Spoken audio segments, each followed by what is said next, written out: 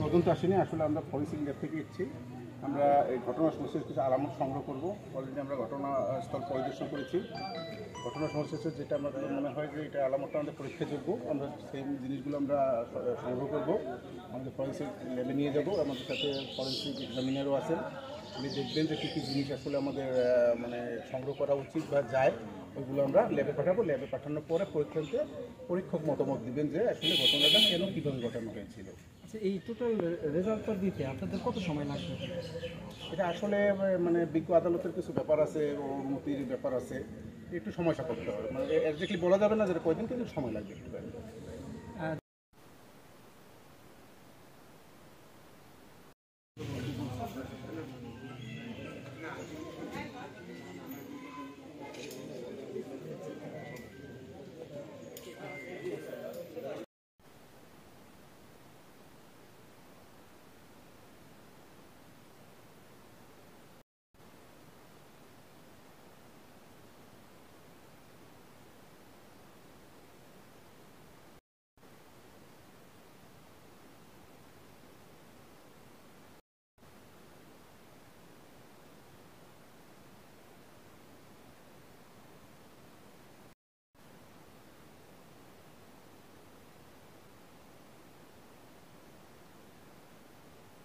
না